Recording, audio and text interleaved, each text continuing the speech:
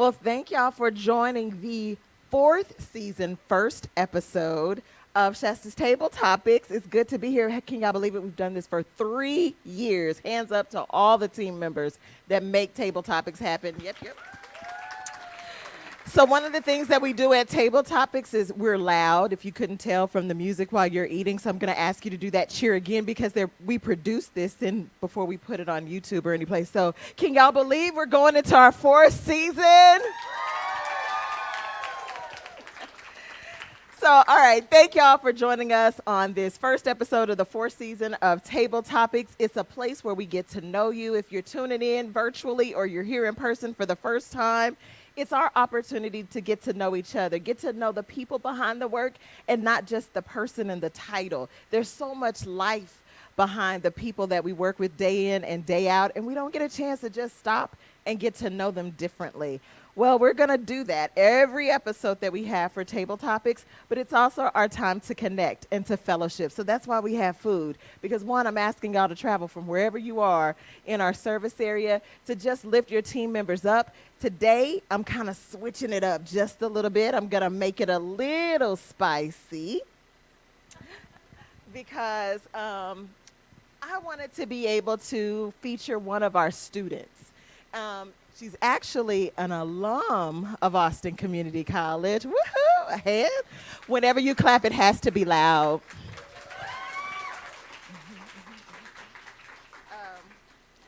And so as you think about our new chancellor, his focus, and our students have developed these 4 values for us, and you think about our North Star as a college, we want to change things up a little bit, have a little bit of a twist, and make sure that there's always a student component in the work that we do at Table Topics. Does that sound good?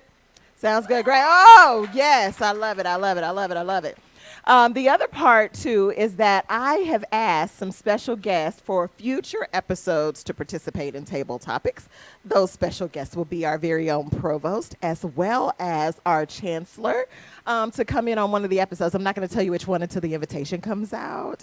But it's a great opportunity to get to know more about them as a person, how they reflect on those values and our North Star. And I think it'll be a great opportunity to engage and kind of put them both in the hot seat. Yay, me. So, but enough about all that. I want you all to meet Ebonie Trice. Ebonie Trice graduated from ACC, was it last year? Last May. And I met Ebonie.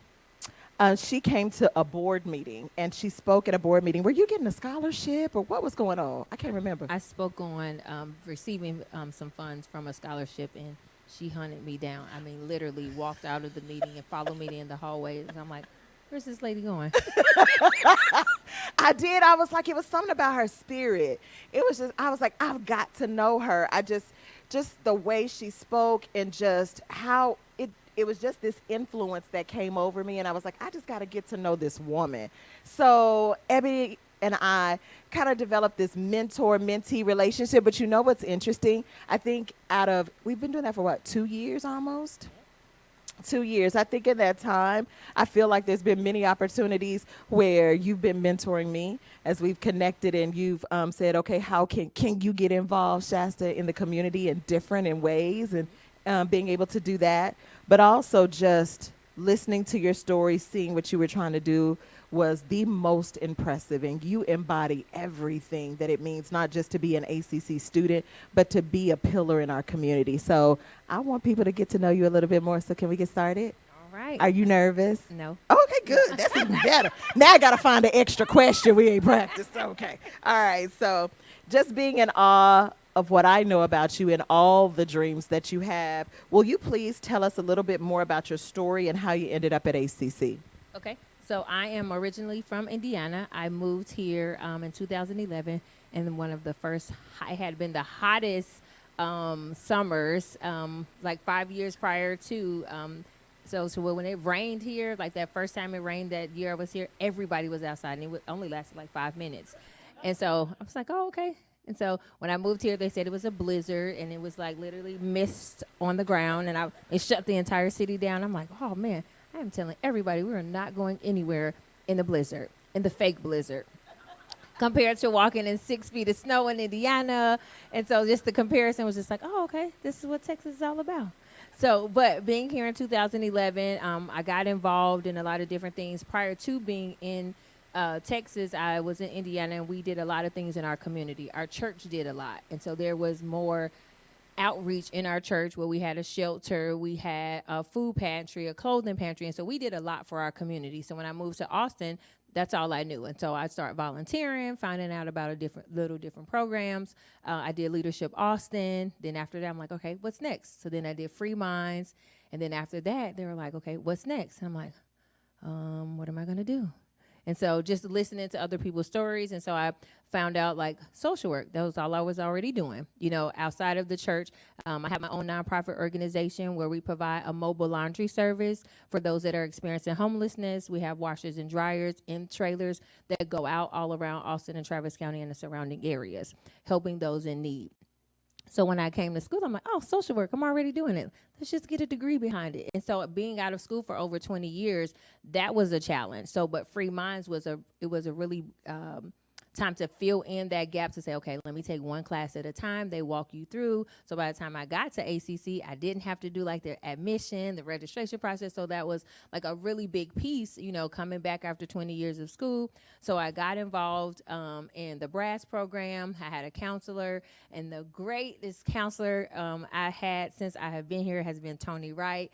Like, I mean, when I say Tony has walked me literally through. We could literally get off a call and I'll be like, okay, Tony, now what did you say? I know you sent the email. I just want to make sure I'm clear. But like he walked me through the entire process to where I got involved to help other students, because I'm like, if I'm having these challenges, other people may have them as well. Because I believe in the thing of like somebody raise their hand that's going to prompt another question. And so if I ask a question, it can bring up ideas or trigger some other things for other people to talk about. And so that grew into, I'm like, okay, I had a conversation at UT with someone, and they were like, oh, you can go for your bachelor's. I'm like, oh, okay, I can do that.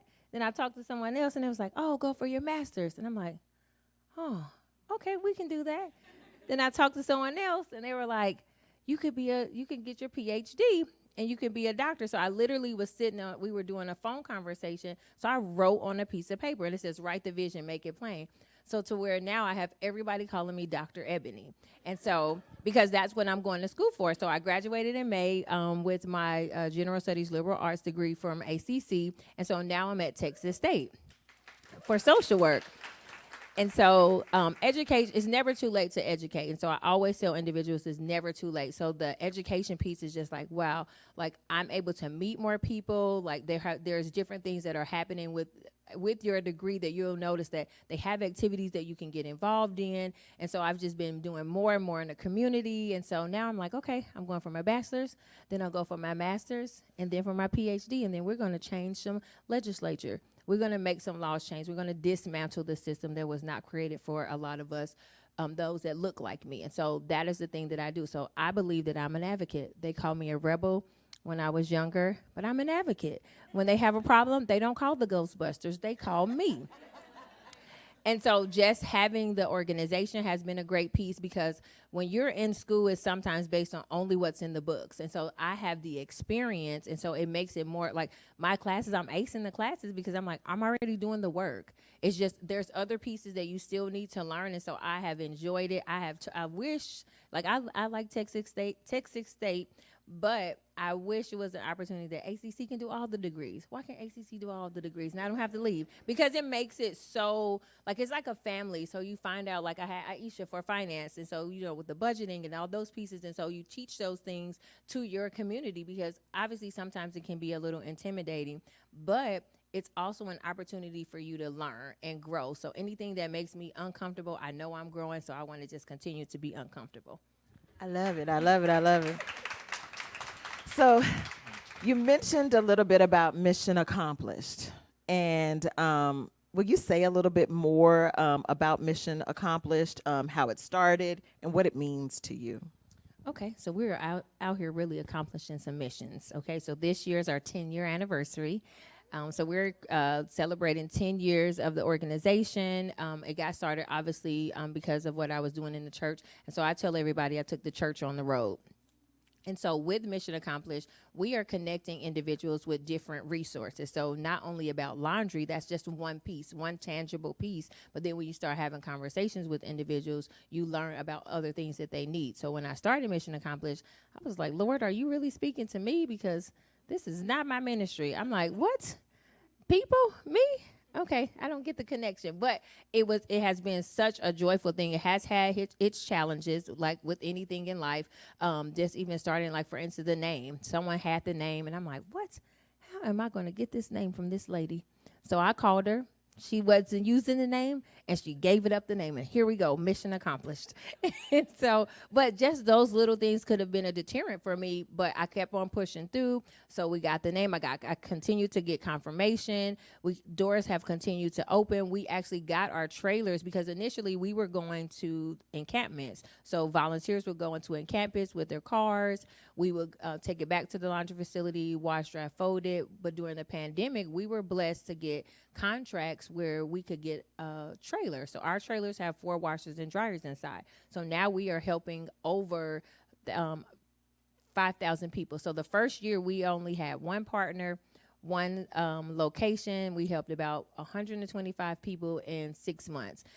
Last year we did over 5,000 individuals, and we washed over 42,000 pounds of laundry. And so just the growth alone, because people think that laundry is such a simple thing. Like I don't like to do laundry. You might can get me to wash, but the folding piece, I am lost. I am so lost. But what we do now is we build those relationships. So when we were going in encampments, individuals, we wouldn't get to build that one-on-one connection. But now that we're there with the trailers and we have these conversations, and you learn about why people are experiencing homelessness. It's not about drugs or alcohol. Like obviously we know there is no affordable housing in Austin. $300,000 is not affordable for not me at all. So I'm not sure who it's for, but it wasn't for people that look like me or even those that don't look like me. $300,000 is not affordable housing, but you find out those things that can lead to drugs or alcohol or just your self-worth. And so just having clean clothes, like I'm sure when you go shopping and you get your hair done or you have on a new outfit, like we feel good and you look good. And so just for those individuals just to have some clean clothes because we're washing them, because people say like, y'all really out here taking somebody's clothes? Yes. And they trust us with that. And so we're building those relationships, but it does come with challenges. I've had people question me to say like, so you really have a 501c3? So now let me say this. It's a 501c3. Some people say, so you really have a 501c? No, I do not. I do not. I do not have that. And so, but to question me and the things that I've done. And so I am so grateful to God because I couldn't have done any of this. Like most people say, how did you do this? This is all God, because this is not my idea. I am not that smart. Now I like to read, but I am not that smart. And so the thing is that I just continue to let God lead me into every door. Like there have been people that speak to us and they're like, oh, I saw you on LinkedIn. And I'll be like, I am somebody. I am. Like I literally came here the other day and someone was like, oh, I follow you on LinkedIn. I was like, okay, hi. And of course I know I won't be able to know everyone, but just to know that people see the work that we do. And it's not because it's not about me. It's about the work that we do because we are trying to change lives. Well, you know what, Ebony, I do think you're somebody, and I think you're that vessel, and you are that smart. Thank you very much. But as you talked about mission accomplished, you talked about you've had some challenges. Can you share a little bit more about other challenges? I know you and I have had conversations about challenges. Will you share? Because I think for students or even employees that are looking at being an entrepreneur, having a nonprofit, they're like, man, it just seems so hard. So can you share your challenges and how you persevered? So one of my things was school. I have a daughter. She, the good thing is with Free Minds, they allow you to have the provided childcare. And so with, obviously when COVID came, everything was online. So that helped a little bit. So I was able to do a lot there. But when it came time to come back on campus, so trying to find out how could I drop my kid off, go to school, then pick her up because she goes to a school that doesn't have a transportation. And so this is where Shasta would come in and I'm like, hey, did you know that it is hard as a single mom? We can't do this, this, and this. And so that's the thing about having the relationship. Can I share what you said? I don't know. She said, "You suckers think y'all slick with that schedule." That's what she said, and I was like, "But it's the learning, and I think it's important to hear from our students that are looking at, what's going on, with how we're doing the schedules for our students." But I wanted y'all to know, like, when I talk to the students, they real, coming at me hot. But I appreciate being able to speak with someone in a position of power because sometimes you don't get to do that. Like you may talk to your professors. And so like when I was in Free Minds, that was the one thing that they always stated. Like we learned growing up, you cannot write in a book. I am writing all in books. I paid for it, number one. But also like that's how some people learn, by highlighting, by putting notes in the book. But to tell someone don't write in a book, that's a big piece. And so to know when I came to college, like they gave me permission to write in a book. So now I buy all the books. Well, depending on how much they cost, those suckers are expensive. But those that I know that I will need. And so like knowing to have those conversations like with Shasta to say, hey, what about if I'm having a challenge, I know it has to be at least one other person that has a challenge. Like I had a person recently reach out to me. They're currently going to ACC and they're like, man, my car is down. I'm having to catch rides. I'm like, hey, get the green pass. And they're like, what is that? Hey, let me send you the link. And, and so those types of things, because me transferring to Texas State, Blackboard was all I knew from going to school. And so now you get another system and you're like, oh God, now I have to learn again. And so like it keeps you growing, but also it's like, do I really want to do this? And so if I'm having those anxiety feelings, and so someone else may have it, and so it's great to be amongst other people. Like I've met people who are right now at Texas State that are ACC graduates. Like they obviously we would never know all the graduates the way that's set up. Oh no, I don't know how we knew. How will you ever know who you're graduating with unless you were in class with someone? But that's the way it worked. But the thing is that building those relationships with individuals I've been in class with, and so just learning. And so even though those challenges may come with trying to get online or trying to, if you're in an area where the internet is not great, if the weather is bad, but I really appreciated professors because they're like, hey, I know some of you guys may be in this area, so if you're having these challenges, just let me know. And so though that open dialect is really, really helpful, but if students don't know that and you're not being told like, hey, I can say this, I can tell you what I have going on, because again, like we are paying for our education, but that doesn't mean that we know what we can and cannot say. So that's why I'm like, hey, I'll be the advocate or rebel or the Ghostbusters or however you want to call me, because I will speak up for the voiceless. And I think that is the piece that I have, like, because when so my daughter, she's a shy right now, but I was her. I was that individual that would never speak. Whatever they say the rules were, I would challenge everything. I would challenge it. I'd be like, where's it written? Like literally, like I literally got my car towed recently, and I said, there is a law that says that you're not supposed to tow my car if it's not off the property, and I can get a drop fee. And he was like, no, that's not it. No. Okay, so you telling me you're not following the regulations of Texas State. And so I found out about it, so now I get to sue him. And so I get to get my $242 back. But the thing is, I didn't know that until someone else said it to me. And so sometimes just educating yourself. And so a lot of people are just not educated. So those challenges, like I'm steady overcoming challenges. Like even right now, I really do not like classes that do not have teacher interaction. Like, why do I have to email you? How do I know that how do you know that your syllabus is something that I can understand? Why do I have to go to the disability office if I'm having some challenges? Like everybody doesn't have some form of a disability or need some accommodations. And so if I just don't comprehend your syllabus, if you read my email or I read your email, how is it that I'm supposed to understand you and you understand me? And we've never met. And so, like, we're assuming those types of things. But I like the idea of the hybrid. Allows you to go in when you want to or do online. And so it gives you because there may be a topic that I may need to go into the class, but there may be another topic that I may not. So being more inclusive is where I think it really helps. But that's why I'm like, hey, class is over at 3:15. Why are you still talking? You don't know who had, because I found out that some of my classmates needed to get on the bus. And so you're holding us up, and are you going to get them home? Like you don't know what others have to do. So they'll say, hey, this is what you pay for. So we're giving you what you pay for. Well, I'm giving you an hour and 15 minutes, and that's all you got, brother. I think that's fair, right? Because our students build their lives around that schedule. And like you said, people are trying to get to that bus, and that bus stop doesn't mean it's right outside that door of that classroom or outside of that meeting with an advisor. So I completely appreciate that. Okay, so I got two more questions.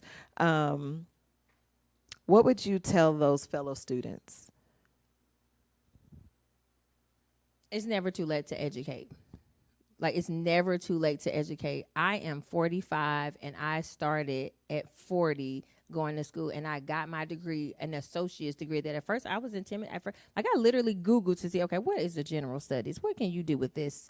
Like, because it didn't sound fancy like the world says. But I was like, man, when I looked it up, they want me more than they want someone else that has, like, they're centered in one area. So I was like, okay, I am somebody. Somebody with this general studies degree. But I was so excited. Like, even my graduation picture, like, it has it where I am, like, it's up in my hand when they give you your little certificate. And so I was just like, oh man, like, I really did it. It took 20 years. And so, like, now I'm like, oh, why stop now? So now it's like I get to get all the degrees until they come out with a new one. And then I'm striving for that, and so, like, I want people to know, like, it's worth it. Like, it's just to educate yourself. A degree really just means that you're trainable. It doesn't mean you're better than anyone. You get other piece. You're paying for other pieces. It's no different than a certification. It's just how long can you stay committed. And so I look at it as an investment. So I'm investing in myself to say, hey, this is where I want to be. And so I have one more question for you. Oh, goodness. So the way Shasta's Table Topics started during the pandemic, we did these shout outs. And so we didn't want to lose the fun part of a shout out. So Ebonie, who do you want to shout out? Oh, goodness. Okay, now, okay, I'm not old, but, like, I can't always I am the person that you can tell me your name right now, and then 2 minutes later I'm like, what did you say? What did you say? But I can remember faces. But I had a professor do free minds, and that was, like, really, like, I mean, like, he is over. Oh goodness, we're gonna find him and we're gonna put it in the YouTube. But that professor, Jason with brass, Miss Kathy from brass, Aisha, Tony Wright, obviously Shasta, Kay. Oh, and Kay is over in Georgetown right now. But, like, all of the students, Mr. Hayes. Oh my God, y'all, Mr. Hayes. During the pandemic, he is something else. He's like, I am not doing this blackboard. But just the conversations that I've had with professors, like Mr. McCullough, he actually brings out students every Thanksgiving. We do a Thanksgiving drive, so he brings out students to volunteer. We assemble baskets and distribute them out to families. We do 300 to 500 baskets to families, and he brings out students to volunteer with us every year. And so, like, all of those individuals, like, it wasn't only just being in the classroom. Like, they looked at me as an individual. Like, Aisha was like, hey, we're going to see how we're going to get you partner, even after, being at ACC. So, like, it's not like I'm only at ACC when I'm here. Like, even afterwards, I still have a connection. Like, they tried to stop me from seeing her during the school year.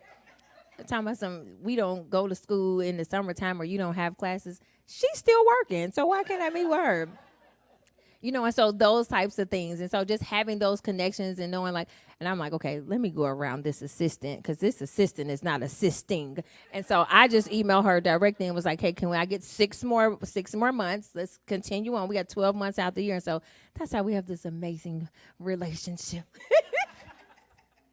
See why I absolutely love and adore her. I will say this, Ebonie, there was something that was posted on LinkedIn several months ago, probably in the fall, and I think it was through the Links Incorporated and their volunteerism with Mission Accomplished.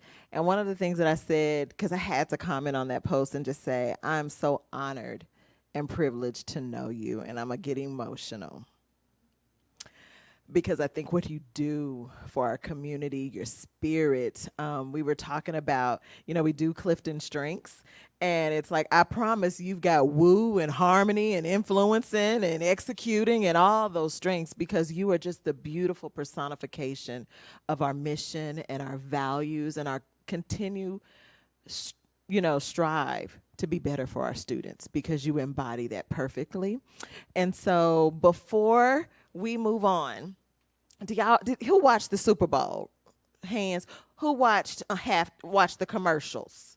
Who saw the Beyonce commercial? Did you see it? She was trying to break the internet. Well, we gonna break the internet with mission accomplished. When we think about we live here, we give here, there are opportunities to support so many organizations here in our great city, in our area. But think about mission accomplished and what it does, and then know that we have a student here that stands firm and is confident and has been supported by us. So how do we continue to support you and the work that you're doing for the people of our community?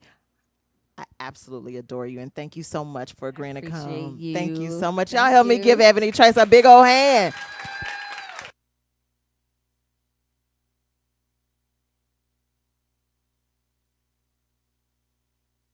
I have to actually read this next part, so forgive me, because it's different. They flipped the script on me. So I've shared many communications this season about what makes this unique, and shared that I've invited Dr. Humphrey and Dr. Laurie Hart to come, and I'm genuinely excited and super excited for the episodes where we'll be able to feature them and delve deeper into their perspectives. But as we begin this journey, I've been asked to take on this first episode as the next speaker, so not the host, the speaker. So they're flipping the script on me today. Many of you may already know my story, but there's so much more I want to share. I believe it's important for you to hear directly from me, so I'm going to be an open book. And so in order to do this, our Associate Vice Chancellor of Operations and Student Affairs, Ana Rummer, is actually going to be the host for this second segment of the show. She keeps me grounded in Clifton strengths and helps me lean into my strengths. And she does different things when she's like, girl, ain't nobody gonna do that. So she'll do this to me. If you ever get that face from Ana, you know that ain't the direction we're going. So just some of the things to keep in mind. So I think I have to get up from this seat and move to this seat because she's now taking over the host seat. So will y'all help me welcome Ana Rummer? Well, thank you for the warm welcome and the warm seat. All right, so I'm delighted to be here and to help everyone get to know you as well as I get to know you. But I just wanted to start off and ask you, how are you? How are you doing? I'm nervous because everyone's just staring at me. I was telling Dorado and Tony when we were walking over here, I was like, y'all, I'm nervous. I don't think y'all know how nervous I get when I have to talk. I'm Ditto. much easier of Yeah, asking we're nervous questions. together. So, we talked about Shasta shout-outs, and I just want to give you a shout-out for trusting me whenever I came to you with the Clifton Strengths work, and I said, hey, I think that this strength-based approach could be a really cool way to go as we're celebrating all the unique leaders that we have within student affairs, all the big initiatives that we have coming forward, our theory of change, and how do we really lean into strengths as leaders in that. So I think the other part that you and I have talked about too is whenever our chancellor asks us to lead with positive intent, that's the whole point of Clifton Strengths, is that positive psychology of us asking what's right about a person as opposed to saying what's wrong with them. So I guess my question for you is, what are your strengths? How are you leaning into them? How is this working for you? Thank you. My strengths are not. My top 5 strengths are belief, competition, activator, significance, and strategic. Competition has never left my strengths. Since I started doing Strengths Finder, it's been over 20 years, and competition always seems to stay there. But it's not competition me against you. It's really competition about we can do better, for our students. What can we do better? How do we be the best at what we're trying to be? There's a little video that I want y'all to see. Do we have that queued up to show? And then, and before we press play on the young man speaking, I want you to know he's coming from a spiritual context. I'm a very spiritual person, but I want you to hear the content of what he's trying to say beyond if you're not a spiritual person, because that was what was so important when I saw this message maybe a couple of weeks ago. Found out in my life is that God doesn't bless who you pretend to be. Ooh. He blesses who you really are. Oh my goodness. And a lot of people are trying to put on a facade of who they really want to be. And I'm telling them, if you're honest with where you are right now, that's the only way you can move to where you really want to be. Okay. Now I'm from the Midwest. So I don't know how to get to every place, so I put it in the GPS. The first thing the GPS asks you is, can I use your location? Okay. And I think too many people are saying they're somewhere that they're not. And if they could actually, in 2024, say, you know what, I want to go to somewhere different, but I got to be honest about where I am right now. Okay. All right, that brother was speaking some truth, and I saw that one morning. And so as I think about my strengths, I think about being honest with who I am and where I am right now, because I can't get to where I'm going if I'm not honest about the space that I'm in. So if I think about my strengths, and Ana has this activity, the repetition of having that professional development with our exec team, with our Student Affairs Leaders Institute that we're going through, and then also with Cabinet, that repetition wouldn't help me use the strengths as much as I should be, because now it's starting to manifest itself in how I lead and how I think about the work and work together. And so one of those activities asked for you to pull out one of your top strengths, and we wrote different statements. And so my belief statement, I remember reading that I have this God-given purpose. And I remember sending a message to my mom and dad when my dad was still living and saying, I found my purpose. And I knew I wanted to be in education. I knew I wanted to be in higher education, but I knew exactly what I wanted to do with it, around it, after it, when I retire. And so, Ebonie, that's why I was saying, just that reminder and connection to the community, because, as we talk a little bit more about my story later, you've heard that story about my grandpa Judge, and I'm a fourth generation college graduate, a fourth generation educator. But my grandpa Judge, and there's a picture of him in my office, he walked after he retired to the courthouse every day to make sure that Black people who did not know how to read would not lose their homes and would not lose their land. And so that takes courage as we think about that, but my purpose-driven life. And my father talked about significance. Have you ever heard the story of, everyone has a birthday and an end date. I'll use that word, and an end date. But there's a dash in between that. And my dad would always say, if your dash has no significance, what we really doing? So my significant strengths goes to that. And I think that's important to me, very important to me. No, I love that. So your path with strengths, and you talked about how we have different groups within student affairs, and this will continue to trickle down to all levels within student affairs. But what does it mean for your leaders at all levels, to know their strengths, know why they're important, know exactly what it is that they bring to the table, and how they should all be interacting with each other? What does that mean for you, and how do you see that working into our theory of change, the work that we must do for our students to best support them? So I'm going to take a step back. I want to answer that question kind of with the question that you asked me before, in terms of just thinking about, or maybe you're going to ask me later. I probably will. Okay, so then I'm going to ask the question you told me. See, look. Nervous. No, you're doing great. So what does it mean for our team, right? I think if we go back to just what that gentleman said earlier about knowing who we are and the values and the courage.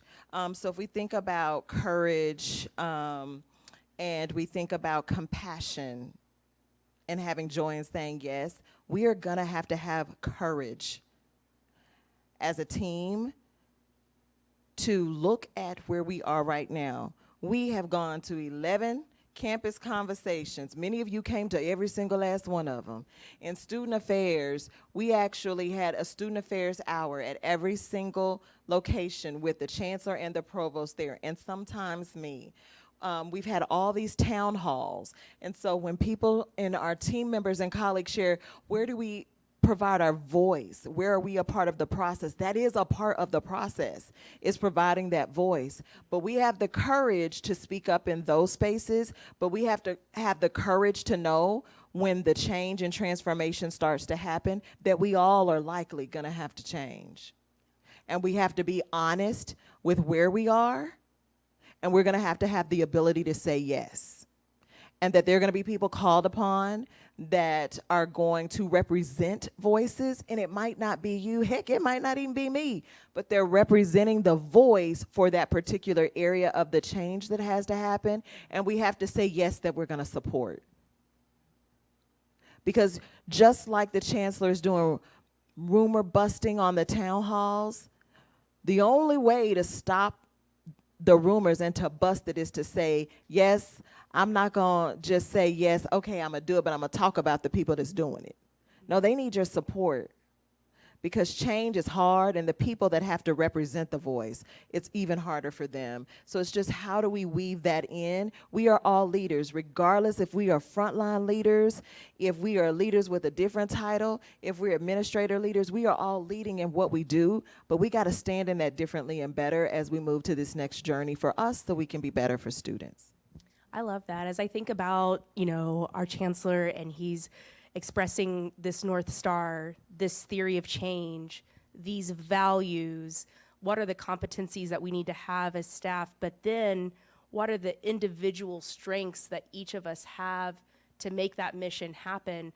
I think that that's the exciting part of everybody knowing what their role is, but knowing exactly what it is that they bring to the table to make the magic happen, because it's gonna take a lot of magic. Yeah, it's gonna take a lot of magic. Yes. Some data. All right. So people who are high in belief, so that's your number one strength, they typically have a rich history that shapes the strength. What were some of your experiences that have shaped who you are today, the Shasta that we know and love? I was really shy. Wow. I was really shy. So in the Black community, sometimes people look at you on the melanin in your skin. And I'm a dark-skinned sister.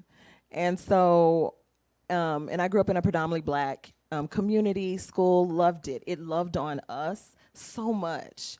And so I would always think, no one's going to listen to my voice. So when I became a cheerleader, can y'all imagine that? When I became a cheerleader, yeah, that's me.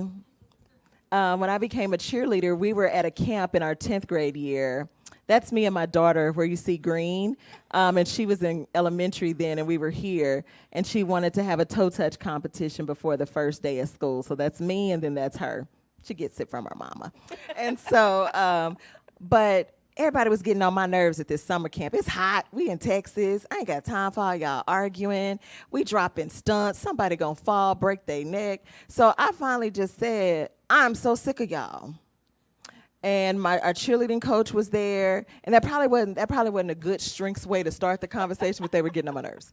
And so I was like, we are fighting over what? That's petty.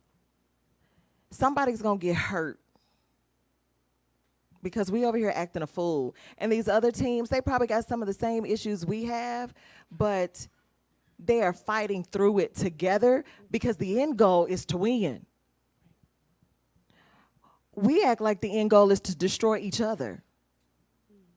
And so it was in that moment, my cheerleading coach pulled me aside and said, when you spoke, did you see how everyone stopped and listened? It wasn't me talking all the time, but it was in that moment, we were getting nowhere.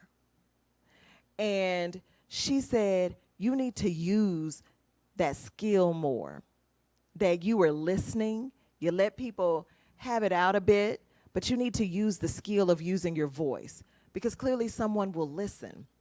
And so it was in that moment that I leaned into that, and I thought about, how do I use my voice more and better? How do I get more involved and get to know the girls that were on my cheerleading team, in a different way? Because we all had different walks of life. And, you can still be cliquish on a cheerleading team. And so then when I think about just coming into this work, whether I'm here at ACC or the 5 other institutions that I've worked for, I tried to also instill what my big mama, my mom's mother, we had a birthday party for her in Arkansas. And my husband said, this is like most people's family reunion, because like I have 36 first cousins, and everyone went around. We were outside because we didn't all fit inside, and just said something about the connection with my big mama. And my husband, as we were driving back to Texas from Arkansas, said, if your big mama created a relationship with everyone, she made everybody feel like it was just them and her. And so if I go back to being a cheerleader, and then I think about my big mama, I think about the relationships I want to have with people. I want them to feel when we're in that space, it's me and you. Or it's me and you, Tony. You know, that unique relationship means something. And so having that from my big mama means a lot. I love that. And I hear a lot of your values coming through with that. Our chancellor shared some of the values that our students are holding us accountable to for the college that they want to see.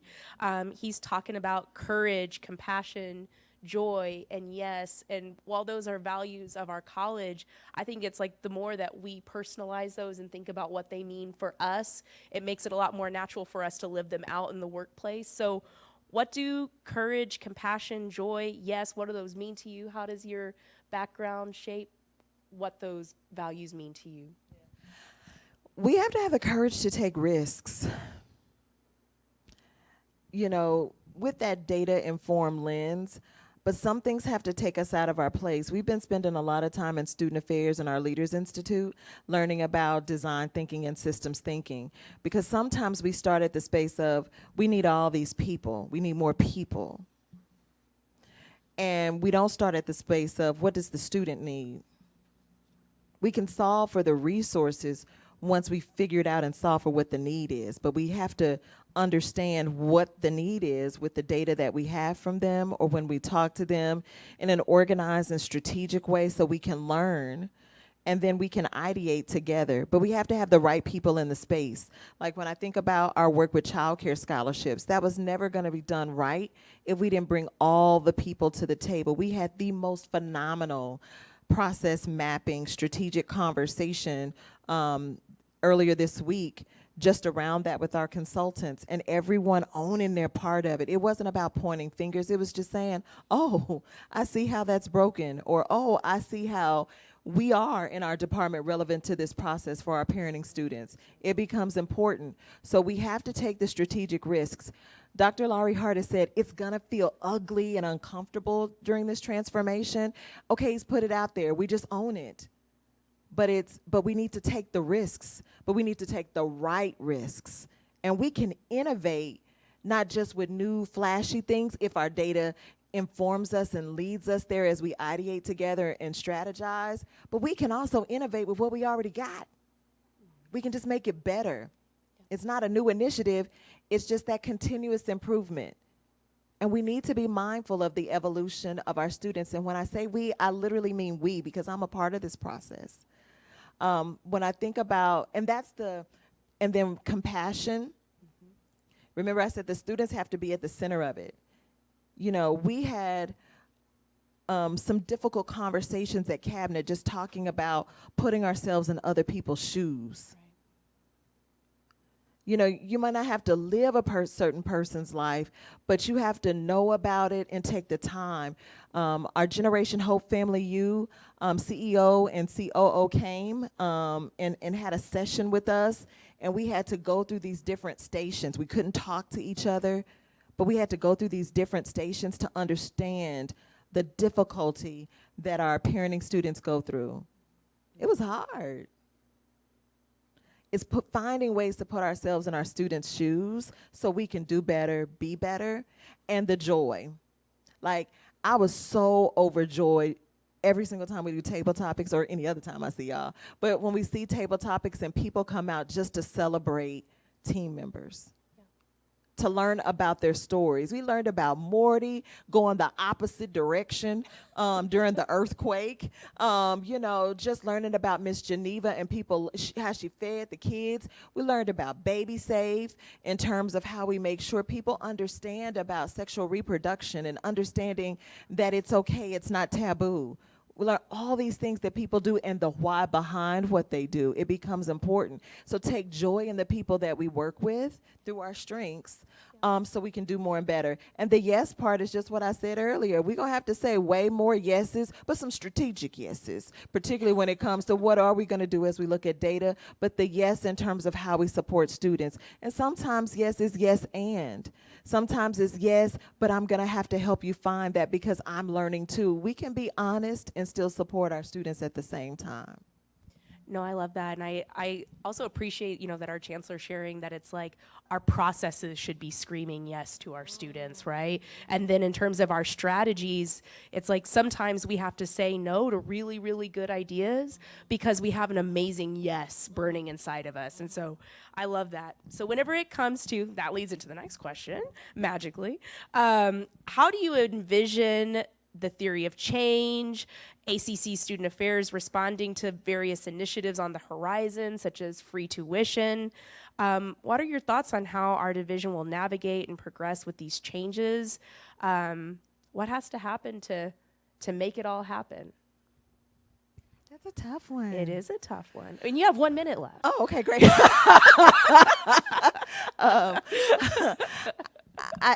I think with the theory of change, we all need to go into that process knowing that it's not the first and last time. And you're going to hear the chancellor talk about that a lot at town halls and when we come together. It's our introduction into that space. I just ask that we go in there just joyful that we're moving in a moment where we can learn together, grow together, do some great things for students together. But really, I've heard y'all say so many times over the years, is this our right first step? And then as we're building, I've heard sometimes it's like, are we sure? And it's okay to fail. But how we pick ourselves back up again on behalf of our students to fix it and get it right becomes so important. So again, as we think about the theory of change and really it's our strategic plan as a college, how are we strategically going to realize the things our students come here for? In not just a way that, we know we can reach that. No, like through the roof, reach it and strive for it, and then hold ourselves accountable to getting there and holding each other accountable to saying, you know what, Shasta, you didn't come with it in this next meeting, and you were supposed to do that.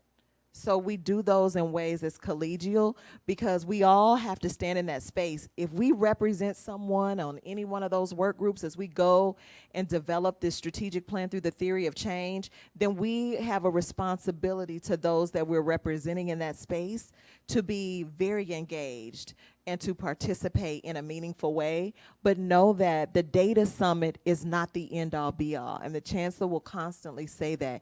It's our starting place. It's the first step in us coming together to look at this together and ask the tough questions. And so for student affairs, we need to be in that space. We need to be participating in that space, ask questions when we don't understand. And sometimes the answer may be we don't have the answer yet. And be okay with that, because that might make the wheels circle in your head to say, I could be one of those people to help figure out what that answer is. I appreciate that. Before we jump into questions from the audience, Okay. Is there anyone you would like to shout out? Usually you get to ask us, but is there anyone you would like to shout out? I do. I want to shout out. Actually, I want to shout out first my leadership support. And I need y'all to understand everything about the team that I directly support. They've kind of been my ride or die for the past 4 years, and it's been important because my husband had a health scare and a medical emergency over the Christmas holiday, not this past Christmas, but the one before. And Tina was the navigation. It happened on Christmas Eve. Tina was that navigation for everyone so they could still enjoy their Christmas break or winter break. But they were all still concerned and worried about me. When my mom had her stroke, and her going into hospice care and them having to take over a lot of things, so we could still support everybody. So I appreciate that. Thank you. And then we missing some pictures, but we'll get them up there. So I'm going to say their names, if that's okay. I couldn't find them quick enough, y'all. I couldn't find pictures quick enough. Oh, there they are. They've got you. Oh. They've got your back. And then I wanted to shout out the cabinet, and mainly because we have some tough conversations. And for the rest of the college-wide, it may feel like we're not talking about things that you want us to be talking about. We are. But sometimes we're not in the ready to move because we know what high expectations you have of your administration. But I see their heart in this work. I see how hard they fight. And I see the seriousness of the conversations we have to have. And those aren't always pretty. It doesn't always end up everyone getting it the way that they want it, but we fight hard for this college. And I just needed to be able to say that because they also equally have my back. I want to shout out Dr. Humphrey as well because I have my one-on-ones with her, and Lord, that tough love is crazy because I never forget when we were doing Riverbat Experience, and I was saying, okay, she's like, so tell me what you're going to do. I said, okay. So I was telling her, and she just kind of did what you do. She was like, I was like, clearly this ain't going well.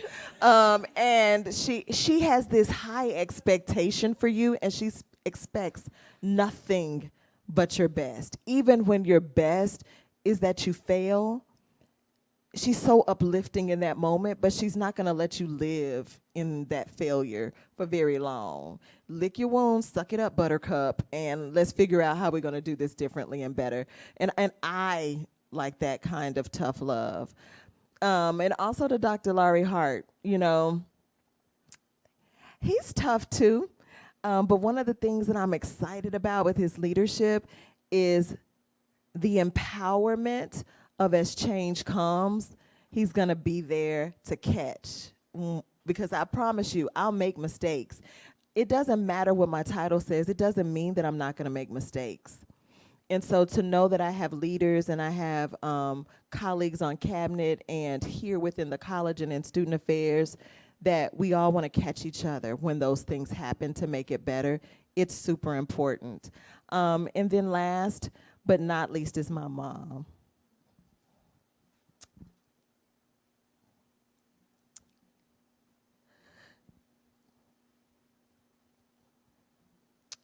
I'm looking at her through the window, so that's why if I'm looking out. I don't talk about my mom much because it makes me sad. She's gone through a lot when she lost my father. But she is the most beautiful, highly educated. My mother had 30 years of higher ed experience in the community colleges in Dallas. And actually, that picture in the middle was in one of their brochures for Dallas County Community College. And I have it, but she is the most beautiful personification of the smartest person in the room. And I don't know if any of you know Arthur Gregg or Curtis Hill. Arthur Gregg used to work at UT Dallas. He's retired now. But they used to work with my mom a long time ago, and they said my mom goes by MJ. And my mom, they would say, MJ could cuss you out without cussing you out, and you would feel so good about yourself, and you knew you needed to get your stuff together. And they still talk about that to this day, but she exemplifies and embodies everything I want to be in this life. So that's my shout out. I would say just like the toe touch picture of you and your daughter, she gets it from her mama.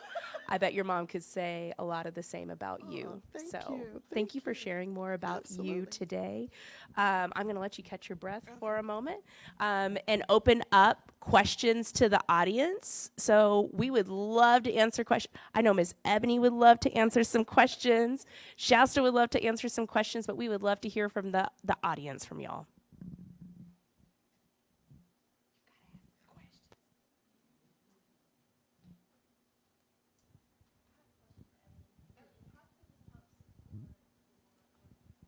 So did you hear the question? Yes, so for I the did. audience, how can we best support Mission Accomplished? Okay, perfect. Okay, for the virtual people. Ebonie, how can we best help support your organization? Number one, we know word of mouth is always great. We're always looking for volunteers. So if you have any students who need to get community service hours, we do that. We also have, and then that's even we even work with the probation office. And so because we know that there are some barriers behind that. And so most volunteer opportunities are for those tasks that no one wants to do. And so we are volunteering. And so we have the volunteers do the same thing as well. And so obviously we do laundry. So we always need detergent. So we always need detergent, fabric sheets. For safety, we use disposable gloves. You can find all of this on our website, which is www.mission-accomplish.org. And you can always come out and just come and support. We sometimes need a photographer because I do not remember to take photos all the time. That is just not my jam. But we're always in need of support, even on some things on the back end. Like we're celebrating our 10-year anniversary, so we're going to need individuals to help us decorate. Again, that is not my ministry. I do not decorate. You just tell me what to do. There are some things I can lead and some things I cannot. Oh, and then one last question as it relates to students volunteering. Have you all been able to connect with Student Life to? Yes. So let's just say this. So student life is student life. So we do the same process as because we connect with HT, UT, and so they use Give Pulse. Sometimes, again, it's everything. I don't care what it's about, whatever arena it is about relationships.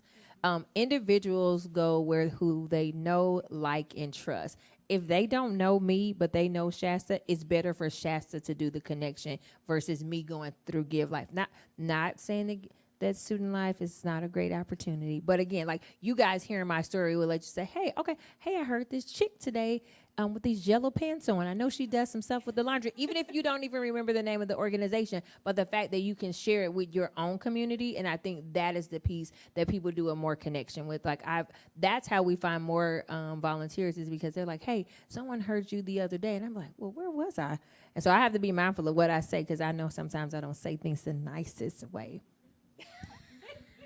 Thank you for sharing. I know also you mentioned some cool opportunities coming up. So if you like ice cream, I Live Here, I Give Here is coming up soon. So Amy's Ice Cream, we're one of the organizations that they're supporting in the month of February. So if you're lactose intolerant, just take it for the team. Take it for the team. There's sorbet. There are dairy-free options. Yes, they do. Yes. But for the month of February, proceeds will go to us and 7 other organizations that they're supporting up until February 29th. We're also obviously a part of Amplify Austin, that starts on March 6th through the 7th. So those 24 hours from 6 p.m. to 6 p.m., just support. Even if you can just donate your time and just continue to share our posts. We're on Twitter, Facebook, Instagram, LinkedIn. And so we just want to be able to give back to our community, but we need the community to give first. Thank you for that question. Any other questions in the audience? All right. Thank you. So for Dr. Buchanan, how do you envision further integrating strengths-based leadership into your student affairs operations to benefit both our students and staff? That's a good question. One of the ways that I think is we only have so many certified trainers in Clifton Strengths. So I think one of the ways is to, one, ensure that we can, that's a professional development opportunity for our team members to be able to do that have the heart for that, to apply to be able to do that. So then we can strategize and be more strategic about putting ourselves on a timeline to really make sure that that's operationalized through everything that we do, because understanding one another instead of what's wrong with them, but rather through the lens of they have strengths that just look different than mine, and how they show up in the meeting, how do we build and leverage how they show up in that. So definitely that's one of the ways that we want to do that. Any other questions? Oh. I think you are.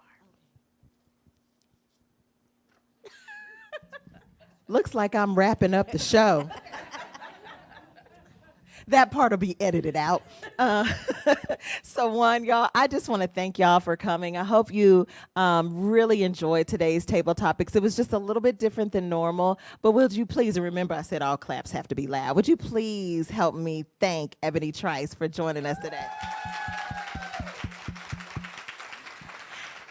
And y'all, please give a hand to Ana Rummer serving as host today. All right, she was coming in hot with those questions this afternoon. So y'all, as you know, stick around and eat all this food. So take some home, make a plate, get the snacks. The next table topics, you can click on that QR code to actually nominate someone or a department or a student. You can always do that. Go ahead and get that QR code, or you can do it from our website. But our next table topics will be on April 19th with Dr. Humphrey. Put her in the hot seat. And we are excited to invite more students to the stage so we can get to know more about them and their stories. Dr. Wright and your team at Rio Grande, thank y'all so much for being here. And thank you so much for what y'all do in the lives of our students. Thank y'all. Would y'all please give a big hand for Dr. Wright and the Rio Grande team? All right, y'all. So nominate someone, get excited, eat, fellowship with everyone, and let's kick my favorite music back off. And that's the end of the day. Have an amazing weekend, y'all.